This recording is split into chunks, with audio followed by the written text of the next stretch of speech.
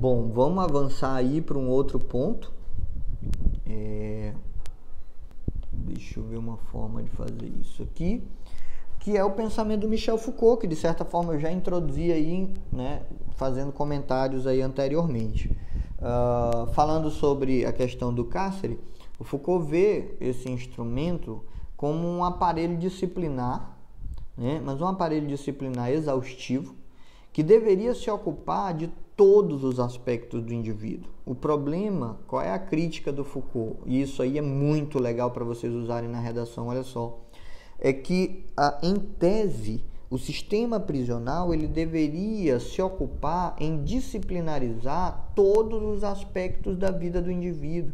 Então, por exemplo, fazer atividade física, né, ter uma ocupação laboral, trabalhar, receber uma educação moral, sabe, valores, entender como é que funciona a vida em sociedade, a vida real em sociedade, não a vida fantasiosa que ele tenta criar.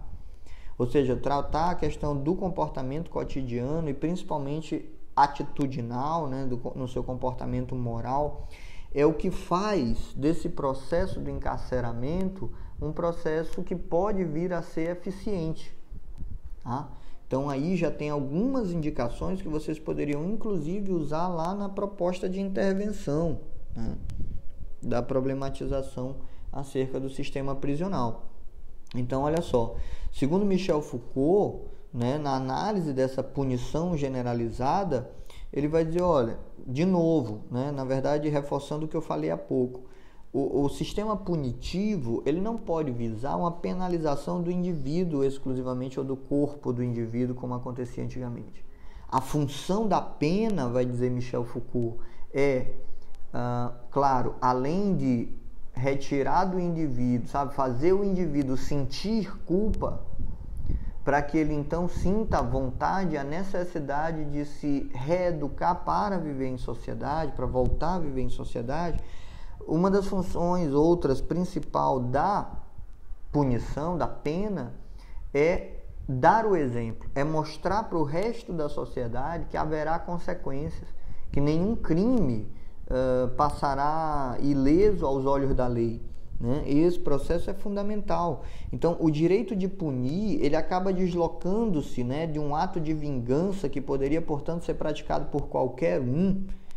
Um debate aí muito comum nesse aspecto aí do pensamento de Foucault é a questão dos indivíduos que tentam fazer justiça com as próprias mãos, né? O tal do justiceiro, que é uma figura que vira e mexe e vem à tona na realidade dos centros urbanos.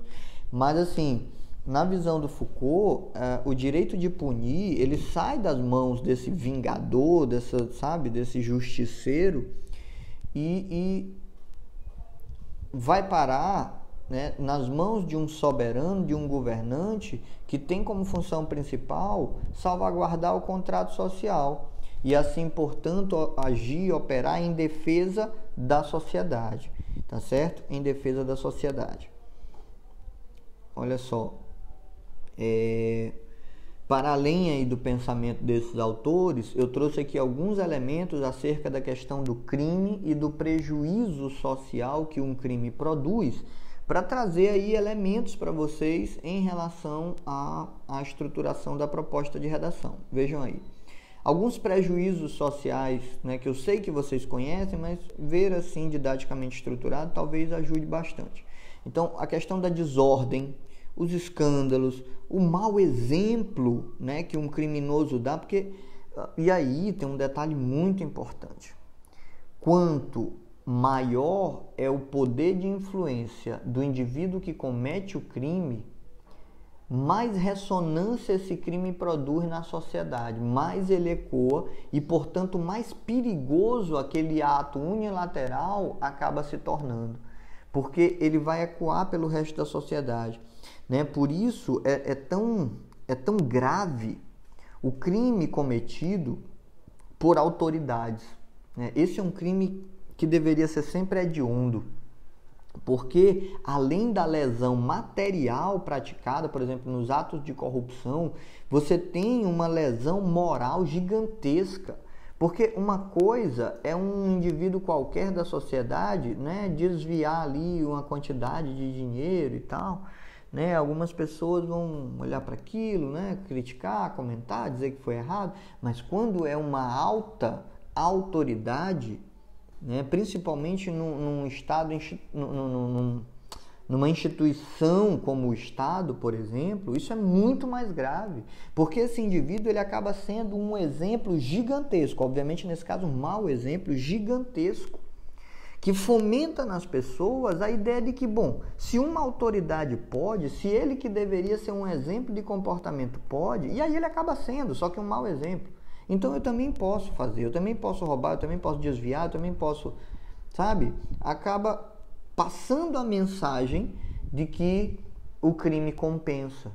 Porque se alguém que está num alto patamar de poder, alguém que financeiramente já é um beneficiado, ainda assim comete crime, então, né, os benefícios devem ser muito maiores do que aquilo que eu, um sujeito qualquer da sociedade, consiga enxergar.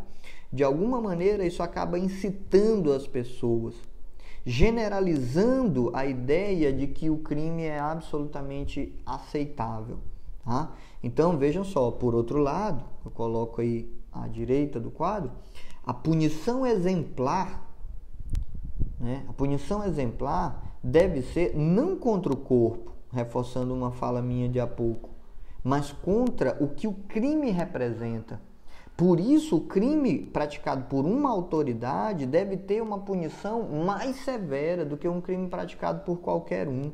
Porque a representatividade, a mensagem eticamente corrompida e legalmente inaceitável que o crime cometido por uma autoridade carrega é muito maior do que um crime cometido por qualquer um. Então, a punição ela deve ser proporcional ao tamanho do impacto, da representatividade de um crime para a sociedade. Na perspectiva do criminoso, é necessário que a simples lembrança da dor, né, ajude a impedir que ele pense na reincidência de um crime. Por exemplo, em outros países onde o sistema prisional é um tanto quanto mais eficiente do que no nosso país, a incidência de crime, por exemplo, é baixíssima. Isso acontece justamente porque o sistema prisional ele retira do indivíduo aquilo que ele mais valoriza e mostra para ele que as consequências são duras, são severas. E não mostra só para ele, esse é o mais importante, mostra para todos os indivíduos na sociedade que a pena, ao ser proporcional ao crime cometido, diz aos indivíduos, de certa maneira, que nenhum crime passará ileso aos olhos da lei, que tudo será punido exemplarmente, para que as pessoas entendam definitivamente que viver em sociedade exige de cada um de nós certas concessões. Eu não posso fazer tudo o que eu quero, eu não posso satisfazer todos os meus desejos, porque só quem vive assim são os outros animais, não nós. É necessário que a lembrança, a simples lembrança de uma dor, possa impedir o indivíduo de reincidir no crime. E que dor é essa? Não é a dor do castigo físico, não é a dor da tortura ou da vingança. É a dor da perda da liberdade, é a dor do afastamento dos entes amados, é a dor de um trabalho que não será remunerado, né? Haja vista que ele está ali trabalhando para pagar materialmente pelo crime que ele cometeu, sabe? E todas essas outras questões que envolvem esse processo penal punitivo. Espero que isso daí tenha espero que isso tenha aberto, alguns caminhos aí de reflexão aí para vocês, tá certo? E só para finalizar, tentei trazer aí alguns elementos que considero eu, né, na problematização de um tema como esse, de encarceramento, da crise prisional, algo do tipo, poderia ajudar bastante, tá? Dados aí sobre o Brasil e algumas informações que eu particularmente considerei relevantes, tratando aí especificamente da questão da liberdade social. Então veja só, uma pergunta primeiro, né, na perspectiva de problematizar, né, filosoficamente esse problema social. É possível ressocializar um preso no Brasil? né? Essa é uma questão que precisa ser respondida e que pode ser o ponto de partida de sua problematização, né? Você que vai fazer a proposta de redação. É possível ressocializar o preso no Brasil? Olha esse índice aí logo em cima. O índice de reincidência no crime no Brasil é de 85%. Quer dizer, índice de reincidência, ou seja, que sistema punitivo é esse que não produz no indivíduo, sabe, o medo de voltar para aquilo, a angústia de ter perdas, né, que ele já conhece porque já passou por lá. Um índice desse causa a sensação de que cometer crimes talvez compense. Entendem? Esse é o problema desse dado. Esses dados são atualizados, tá? Olha só, e vem justamente dessa Associação de Proteção e Assistência ao Condenado, a APAC, que é uma entidade, né, ligada à Igreja Católica e que trabalha mais diretamente na questão do PPL no Brasil, né, dando assistência ao condenado, proteção e tudo mais. Ela é uma entidade civil, sem fins lucrativos, ligada à Igreja Católica e que opera no Brasil já há muitos anos. Os objetivos principais, aí é legal conhecer, porque lá naquela coisa de apontar soluções, agentes, etc., eu achei por bem que seria uma coisa interessante para vocês pesquisarem.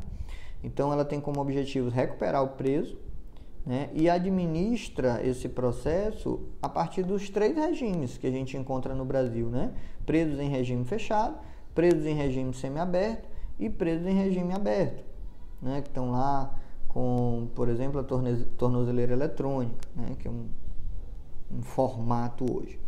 Principais entraves, né, para um avanço brasileiro em direção a um sistema prisional mais humano e mais, principalmente, eficiente, né? Principalmente porque o nosso é extremamente ineficiente, mas a questão da humanização também é fundamental.